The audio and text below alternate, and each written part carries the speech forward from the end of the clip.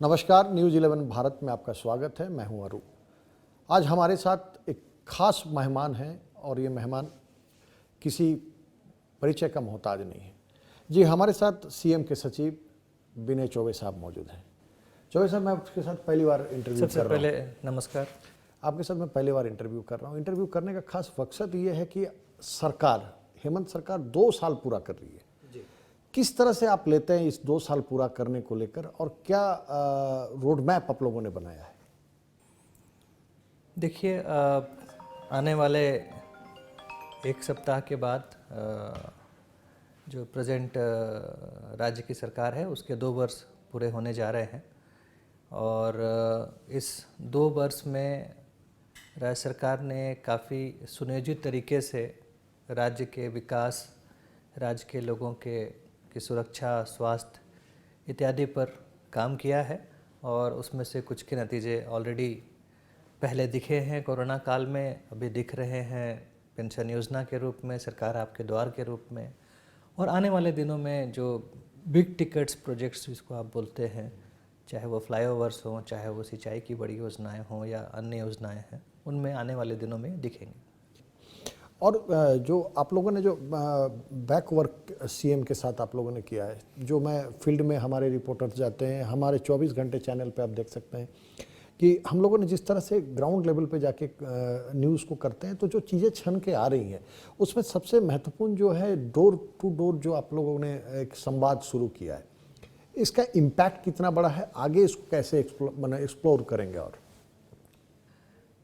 देखिए, जो कोरोना का जो काल रहा, जो करीब 1.5 साल का जो समय रहा, उसमें जो राज्य सरकार, चाहे वो जनप्रतिनिधि हो या पदाधिकारी हो, वो कहीं ना कहीं किसी एक स्पेसिफिक बिंदु पे अटक गए थे। जनता से संवाद उतना संभव नहीं हो पा रहा था क्योंकि सरकार ही बोल रही थी कि अभी आपको लोगों से नहीं दूर रहना है, 2 गज दूरी है जरूरी। ये तो हमारा ही स्लोगन था, चाहे वो केंद्र सरकार का हो चाहे राज्य सरकार का हो। तो उससे जब हम लोग बाहर निकले तो वो संवाद को पुनः स्थापित करना, माननीय मुख्यमंत्री जी का निर्देशन था कि उस संवाद को हमको पुनर्स्थापित करना है, क्योंकि प्रजातंत्र में संवाद हमेशा बहुत इम्पॉर्टेंट होता है। तो उस संवाद को कैसे स्थापित करना है, तो काफ़ी ब्रेनस्टॉर्मिंग हुआ। हम लोगों ने विभिन्न पदाधिकारीगण, विभिन्न जनप्रतिनिधिगण, सभी लोगों से मिलकर हम लोगों ने इसकी एक रूपरेखा की। एज उपायुक्त भी हम लोग जनता दरबार करते रहे थे, तो उसी से एक प्रेरणा मिली। उसमें भी जनप्रतिनिधि आते रहते थे, तो उनसे प्रेरणा लेने के बाद इसकी पूरी जो एक रूपरेखा तय की गई। और रूपरेखा में इम्पॉर्टेंट वो जनसंवाद क्रिएट करना नहीं है, इम्पॉर्टेंट था कि जो इम्पॉर्टेंट है और इम्पॉर्टेंट रहेगा कि उन आवेदनों को आगे ले जाना, जिनका डिस्पोजल अभी नहीं हुआ है उसको आगे भी डिस्पोजल करना। और अभी मैं बता दूं कि अभी तक जो हम लोग के पास आंकड़े हैं, 5000 से अधिक हम लोगों ने शिविर किए हैं विभिन्न प्रखंडों, पंचायतों और नगर निकायों में, पूरे राज्य में। और अभी तक करीब 27 लाख आवेदन हम लोगों को प्राप्त हुए, जिसमें करीब 20 लाख निष्पादित हो गए, परंतु गैर निष्पादित भी 7 लाख हैं। तो वो 7 लाख कैसे निष्पादन होगा उसकी चिंता भी हम लोगों ने की है। और क्योंकि हर कैंप में हम लोग स्कैन करते हैं आवेदनों को, उनको रसीद नंबर देते हैं, और इसीलिए हर जिले के लिए आप जानते हैं एक नोडल पदाधिकारी बनाया गया सचिव स्तर का। ये सब जो गैर निष्पादित रह जाएंगे उनको अगले 3-4 महीनों में कैसे निष्पादन किया जाए, उस पर हम लोग वर्क करेंगे, ताकि जो जनता की अपेक्षाएं जो हम लोगों ने जनरेट की हैं उनको एक मुकाम तक पहुंचाया जा सके। विनय जी, और एक महत्वपूर्ण सवाल जो है, जो सबको टच कर रहा है, पेंशन योजना। ये क्या है पेंशन योजना, कैसे उसका लाभ लें? चूँकि हम आपसे संवाद कर रहे हैं तो मेरा भी व्यूवर्स है और वो झारखंड के ही व्यूवर्स हैं, वो लोग देखेंगे, हो सकता है उससे भी वो कुछ समझ पाए। तो क्या है पेंशन योजना, कैसे इसको और गहराई तक हम लोग इसका जा सकते हैं, लोग लाभ ले सके इस तरह से? देखिए, पहले से भी कुछ पेंशन योजनाएं चलती थी, परंतु उसमें दिक्कत था कि उसमें एक आय का एक क्राइटेरिया हुआ करता था कि कोई वृद्ध है, अगर उसका 10,000 रुपये से कम आय है तभी उसको मिलेगा। आज के दिन में आप जानते हैं महंगाई कितना ज़्यादा है और कितने कम लोगों के पास, कितने कम वैसे लोग होते होंगे। हमारी विधवा महिलाएं हैं, वो 40 साल के ऊपर की महिलाओं के लिए वो लाभ था। हमारे दिव्यांग भाई बहन हैं, उनको 18 साल के ऊपर मिलता था। तो माननीय मुख्यमंत्री जी की ये सोच थी कि पेंशन चूँकि एक समाज का जो आखिरी व्यक्ति है, जो महात्मा गांधी जी ने कहा था कि किसी को भी जब काम करना है तो आपको दिमाग में रखना है कि आपके उस नीति का, आपके उस कदम का समाज के आखिरी व्यक्ति जो लाइन में खड़ा है उस पर उसका क्या असर होगा। तो ये पेंशन तो समाज के उस आखिरी पायदान पे खड़े व्यक्ति के लिए था, तो उसमें कोई क्राइटेरिया रखना ये उनके साथ एक अन्याय था। तो माननीय मुख्यमंत्री जी के निर्देश पर महिला बाल विकास एवं समाज सुरक्षा विभाग ने इस योजना को रूपांकित किया। सर्वजन पेंशन योजना हम लोगों ने नाम दिया है और इसको इतना सरल रखा गया है कि इसमें कोई सर्टिफिकेट नहीं, कुछ नहीं। आधार कार्ड होना चाहिए, वोटर आईडी कार्ड होना चाहिए और आप किसी सरकारी सेवा में, आप या आपके जो स्पाउस हैं, अगर पति है तो पत्नी, पत्नी है तो पति, वो किसी सरकारी सेवा में नहीं होना चाहिए उनको, या उससे सेवानिवृत्त नहीं होना चाहिए, और या फिर वो इनकम टैक्स पे ही नहीं होना चाहिए। तो उनको इसका लाभ देने की योजना बनाई गई है। और जहाँ तक अभी तक हम लोग को फीडबैक मिला है कि इन जो हमारा जो आपके अधिकार आपके द्वार आपकी सरकार जो हमारा कार्यक्रम है, इसमें बड़ी मात्रा में 5 लाख से अधिक हम लोग को पेंशन के आवेदन प्राप्त हुए हैं और इसमें शहरी क्षेत्रों की बहुत बड़ी संख्या है। तो आप समझ सकते हैं कितने बड़े संख्या में लोग इस जो सोशल सेफ्टी नेट है इससे मरहूम थे और उन पर क्या बीत रही होती। विनय जी, और एक महत्वपूर्ण सवाल है, जो धोती साड़ी योजना है और जो महिलाओं को स्वावलंबन देने का एक योजना है। तीसरा एक उसी से जुड़ा हुआ, जो महिलाएं हाड़िया बेचती थी उन लोग को एक मुख्य धारा में ले आना। अब हम तो मुख्यमंत्री जी को टीवी में देखते हैं, उनकी चीज़ों को समझते हैं, तो ये कितना चैलेंजिंग था और आगे इस पे क्या क्या काम होने वाला है ये तीनों योजना पर? देखिए 70 के दशक में आप लोगों ने भी ये पिक्चर देखा होगा, रोटी कपड़ा और मकान। अभी तक की सरकारों ने रोटी की तो व्यवस्था की, मकान की तो व्यवस्था की, परंतु कपड़ा की व्यवस्था कभी नहीं की थी। तो ये हमारे माननीय मुख्यमंत्री जी की सोच थी। इन्होंने अपने पहले टर्म में भी और जब दोबारा इस टर्म में उन्होंने सरकार बनाया तो पुनः इस योजना को वो लाए, क्योंकि एक व्यक्ति की, आपकी, हमारी, सबकी एक ख्वाहिश होती है कि भाई 2 जून की रोटी मिले, घर को एक छत मिले सोने के लिए, रात में सोने के लिए, और तन को ढकने के लिए कपड़ा चाहिए। तो जब कोई सरकार रोटी दे रही है, क्योंकि हम लोग NFSA के तहत चावल देते हैं हर परिवार को PDS में, मकान देते हैं, चाहे वो बिरसा आवास योजना हो, प्रधानमंत्री आवास योजना हो, अम्बेडकर आवास योजना हो, तो बड़ी ताज्जुब की बात है कि अभी तक की सरकारों ने कपड़ा के बारे में नहीं सोचा। तो ये तो हमारे इस सरकार की दूरदर्शिता है कि उन्होंने इसको इस योजना के बारे में प्लानिंग की और उसको मूर्त रूप दिया। और आज हमारे जितने भी PDS के दुकान के जो हमारे लाभुक हैं उन सबको साल में 2 बार हम लोग धोती साड़ी लुंगी दे रहे हैं।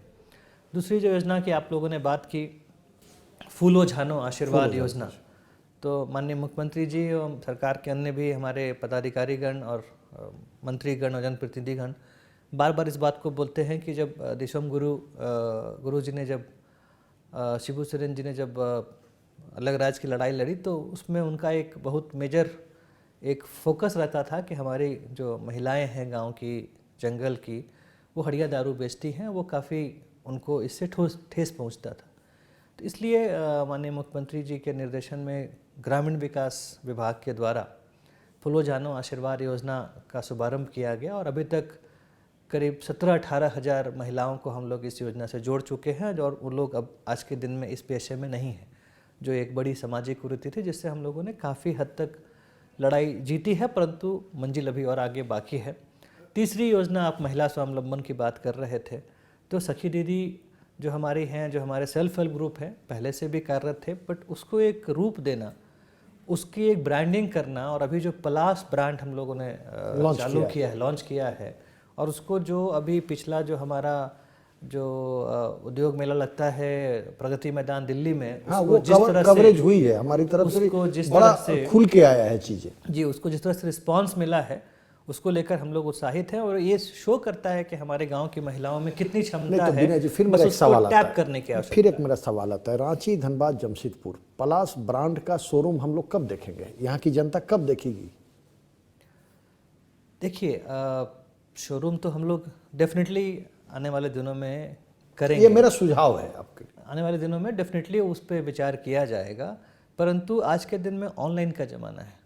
हम लोग का प्रयास है कि हमारा पलाश ब्रांड अमेज़ॉन पे जाए, हमारा पलाश ब्रांड फ्लिपकार्ट पे जाए, हमारे पलाश ब्रांड की जो आइटम्स हैं वो जो हमारा बिग बास्केट है उसके थ्रू बिके, हमारे बिग बाज़ार में वो जाए। तो अपना शोरूम तो डेफिनेटली वो एक सराहनीय विचार है, परंतु मार्केटिंग के कई आयाम होते हैं और different digital marketing, physical marketing, सभी तरह के मार्केटिंग पे हम लोग अब काम कर रहे हैं और डेफिनेटली उसके आने वाले दिनों में हम लोग को सकारात्मक परिणाम विनय जी, मिलेगा। चूंकि आप सचिव हैं, प्रशासनिक चीज़ों को आपको देखना है, ये बताइए कोरोना के बाद जब हाहाकार मची थी उस समय आप लोग नौकरी बांटना शुरू किए, क्या वो प्लानिंग थी और आगे कहाँ तक हम ये प्लान लेके जा सकते हैं कि भाई नौकरी जो आप दे रहे हैं? क्योंकि ये बातें मैं तब कर रहा हूँ कि जब सरकार 2 साल पूरा करी, जिसमें 1 साल सवा साल करीबन हम लोग कोविड में पार किए। हर दिन आपको भी एक बुरा खबर आता था, मुझे भी एक बुरा खबर आता था, अपने ही जान का पता नहीं था कि कल रहे हैं या नहीं है।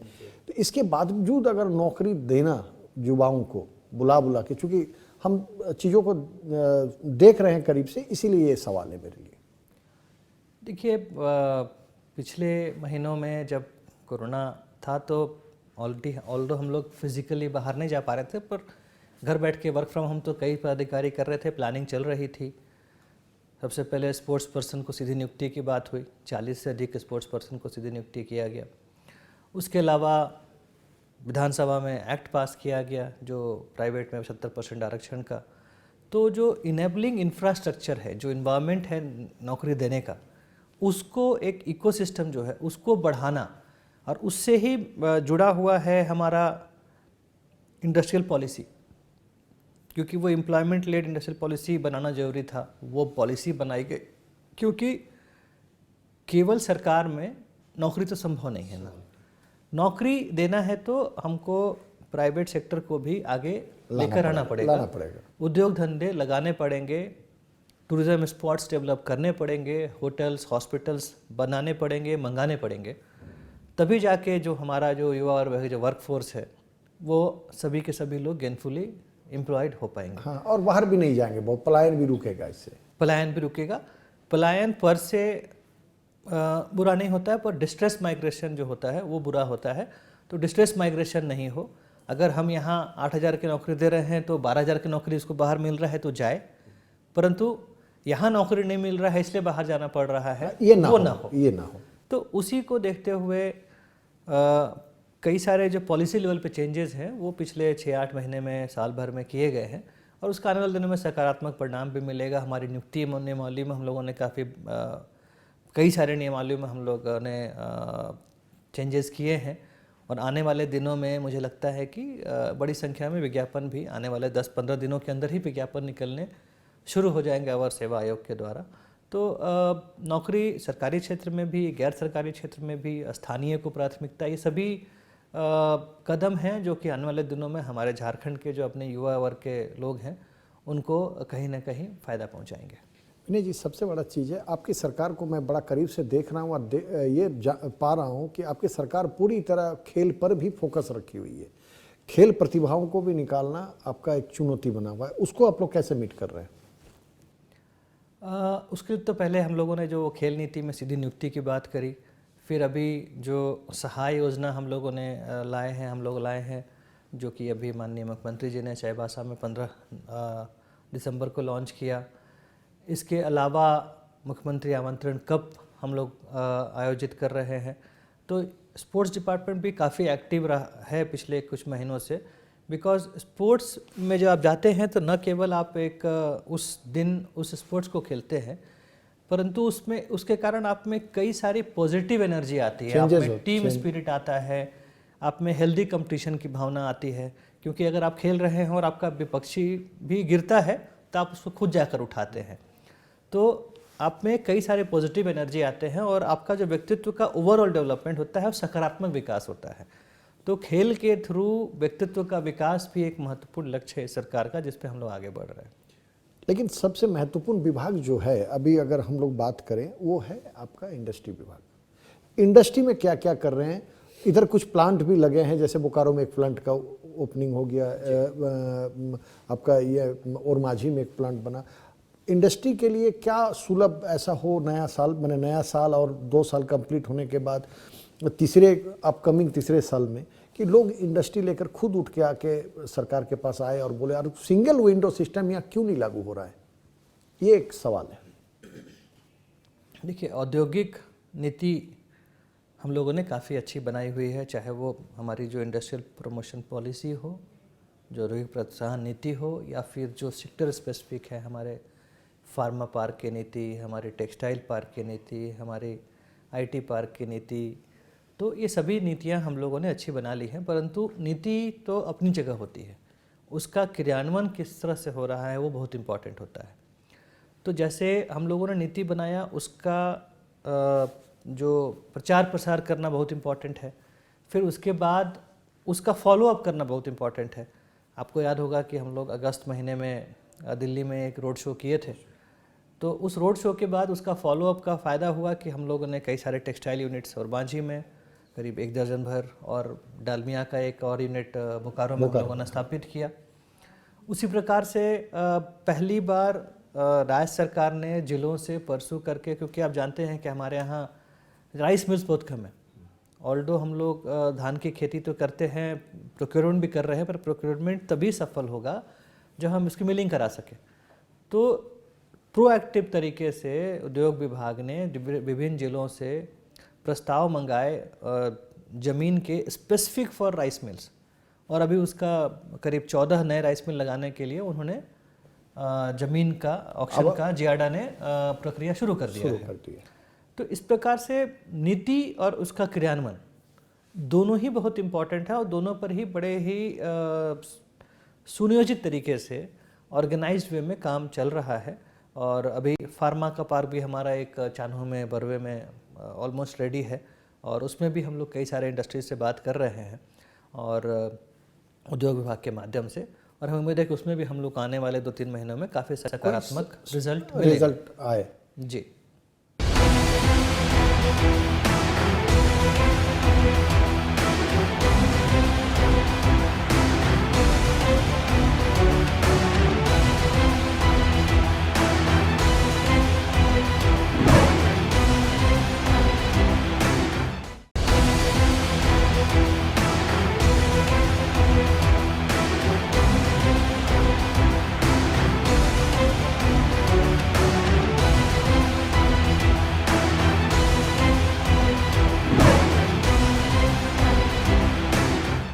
अब रह गई सवाल जो आपका मूल विभाग है, जिसको सुंदरता कहते हैं। रांची, धनबाद, जमशेदपुर में तो खैर है नहीं। नगर विकास विभाग क्या कर रहा है ताकि जो समस्याएं हैं, जो कि आज भी 3-4 सदन में सवाल भी आए थे कि जो पैसे पहले खर्च हो गए और वो काम में नहीं आया, तो उसको कैसे रिकवरी करेंगे आप लोग? दूसरी बात है, सुंदरता को और कैसे आगे बढ़ाएंगे? रांची को एक मॉडल टाउन के रूप में कैसे करेंगे आप? देखिए, रांची, धनबाद, जमशेदपुर के अलावा और 47 हमारे अर्बन लोकल बॉडीज़ हैं। आपका खुद जहां घर है बोकारो, उसको कैसे संभालेंगे आप? तो एज नगर विकास सचिव जो हम लोग की प्राथमिकता हम लोगों ने मंत्रीगण से बात करके निर्धारित की है, उसमें सफाई और पेयजल। तो हम लोग का लक्ष्य है कि अगले 2-3 सालों में कम से कम सफाई का जो 3 स्टेज होता है, कलेक्शन, ट्रांसपोर्टेशन और डिस्पोजल, इस पे हम लोग अच्छे से वर्क करें ताकि झीरी जैसी समस्याएं से निजात पाएँ। ये समस्या झीरी रांची में सबको दिखता है, पर ये हर जगह है। अभी हम वेस्ट डिस्पोजल नहीं कर रहे हैं, अभी हम कूड़ा को घर घर से उठा के एक जगह जाके डंप कर दे रहे हैं। तो अगले 2-3 सालों में उसका साइंटिफिक डिस्पोजल पे हम लोग वर्क कर रहे हैं। कई सारे अर्बन लोकल बॉडीज़ में काम चालू हो गया है, कई सारों में चालू होने वाला है, पर तो हम लोग का लक्ष्य है कि अगले 2 साल में ये हम लोग उसको पूरा कर लेंगे। इनफैक्ट उस प्लानिंग के लिए ही आप लोग को मालूम है कि अभी हम लोगों को जो ये 100 ULB से जो कम राज्य होते हैं उसमें पुरस्कार भी नंबर 1 स्टेट का पुरस्कार भी मिला है। तभी हम लोगों ने अच्छे से प्लानिंग कर ली है, उसका इम्प्लीमेंटेशन भी स्टेज वाइज शुरू हो गया है, जिसका रिजल्ट थोड़ा लोगों को पेशेंस रखना पड़ेगा, थोड़ा ये स्लो प्रोसेस है ये, तो आने वाले 1-2 सालों में मिलेगा। उसी तरह से पेयजल, शुद्ध पेयजल घर घर पहुंचाना और समय पे पहुंचाना, ये भी एक बहुत बड़ा चैलेंज है, उस पर भी हम लोग काम कर रहे हैं। उसका रिजल्ट भी अगले 2 से 3 सालों में सभी लोगों को मिलेगा। पार्क का डेवलपमेंट के लिए हम लोगों ने एक पॉलिसी बनाई है, पार्क के डेवलपमेंट कई पार्क तो उद्घाटन भी हो गए जी, कई सारे पार्क उद्घाटन भी हो रहे हैं, तो उसकी भी हम लोगों ने पॉलिसी बनाई है। ट्रैफिक की व्यवस्था है, तो ट्रैफिक की व्यवस्था के लिए फ्लाईओवर्स की बात है, तो अभी 2-3 फ्लाईओवर तो रांची में ही हम लोग देखिए, हमें जो लगता है एक कांटाटोली में फ्लाईओवर की ज़रूरत है, धनबाद में बैंक मोड़ में एक फ्लाईओवर की ज़रूरत है, जहाँ से लोग, देखिए आप झारखंड में धनबाद को माइनस नहीं कर सकते हैं, जमशेदपुर को भी माइनस नहीं कर सकते हैं, तो जो शहर है उसमें दो चार भी अगर आप करेंगे तो बहुत सुलभ तरीके से निकल जाएगा। बाकी आप तो प्लान कर ही रहे हैं। अभी जो प्लानिंग है, चाहे वो नगर विकास विभाग की हो या पथ निर्माण विभाग की हो, सारे जिला मुख्यालय और मंडल मुख्यालय में बाईपास बनाने की या रिंग रोड बनाने की, मतलब जो भी शहर का बाईपास एक जो होना चाहिए उसकी प्लानिंग हो रही है। तो आने वाले दिनों में आपको हर शहर का एक बाईपास मिलेगा।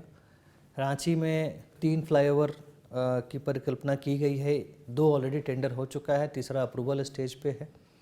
धनबाद में भी एक अंडरपास आई थिंक बैंक मोड़ के पास और एक फ्लाईओवर वहाँ जो कौन सा पिक्चर है वो, वासेपुर के एरिया में एक वो जो एरिया पिछले सरकार में ये हुआ था लेकिन हो नहीं पाया, पर अभी उसको हम लोग नए सिरे से कर रहे हैं और हमको लगता है कि हम लोग इस सरकार में उसको मूर्त रूप डेफिनेटली दे देंगे।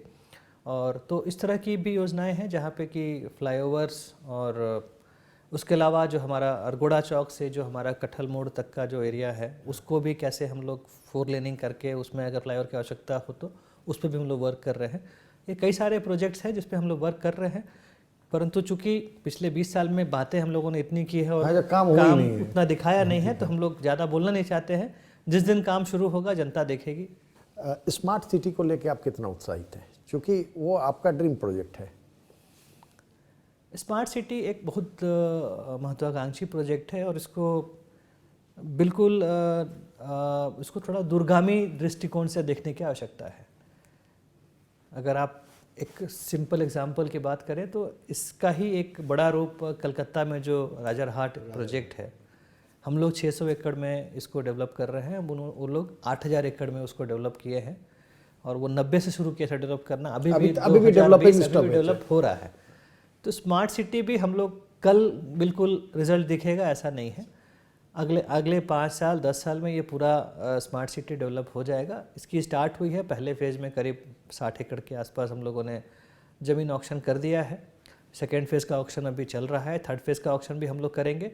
जो हम लोगों ने देखा कि जो इनिशियल परिकल्पना थी इंस्टीट्यूशनल हब बनाने की उसको, तो वो समहाउ हम लोग उसमें सफल नहीं हुए हैं। जो 2 ऑक्शन में हम लोग का रिजल्ट है, थर्ड ऑक्शन में अगर होता है तो अच्छी बात है, तो हम लोग उसको थोड़ा सा उसमें हम लोग चेंज करेंगे और उसके जो मूल परिकल्पना है एक वर्ल्ड क्लास सिटी देने की, उस पर हम लोग डेफिनेटली खरा उतरेंगे, आज नहीं तो अगले 5 साल में। विनय जी, क्या ग्रेटर रांची के लिए कुछ परिकल्पना चल रहा है? क्योंकि रांची अब इतना कंजेस्टेड हो गया, जब तक बाहर नहीं फैलेगा या ग्रेटर रांची नहीं होगा तो यहाँ का ट्रैफिकों को रोकना संभव नहीं, क्योंकि रोडें उतनी हैं, सड़कें उतनी हैं, गाड़ियाँ डेली नया आ रही हैं।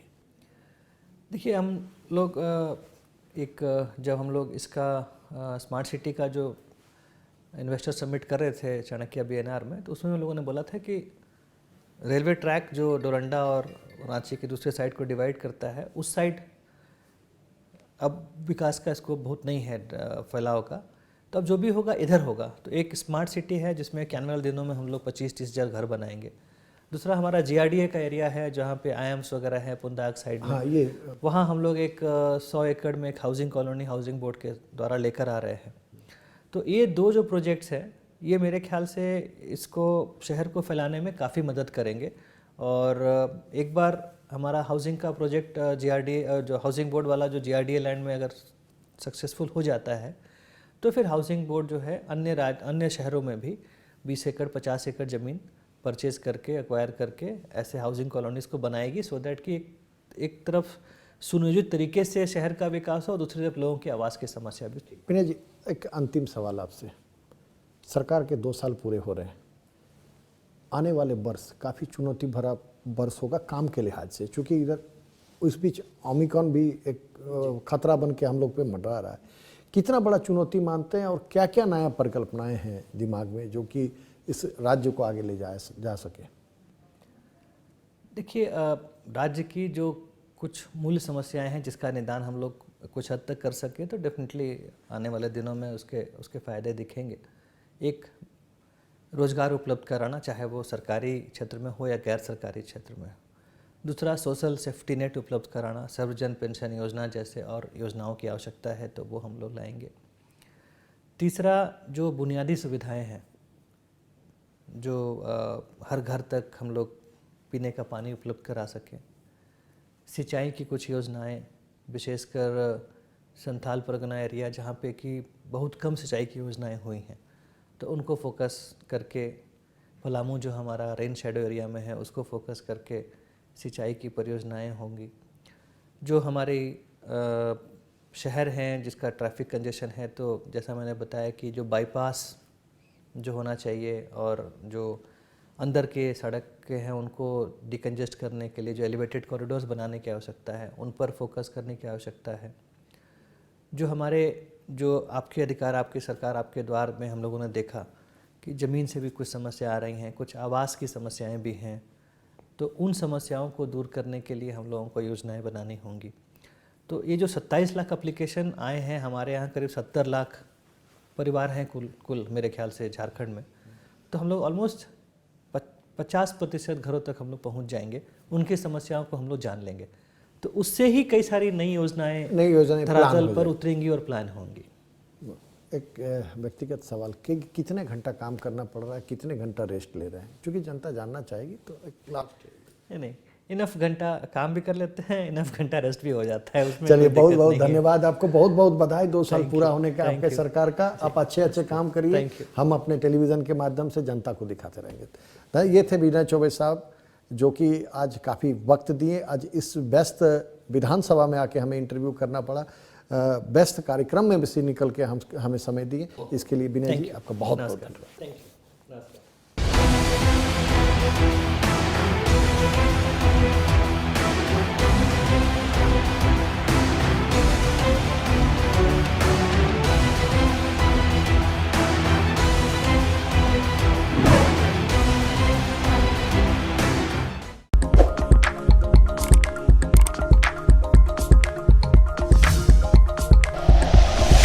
Like and share videos, subscribe करें हमारा चैनल और प्रेस करें बेल आइकॉन। News 11 भारत, सच है तो दिखेगा।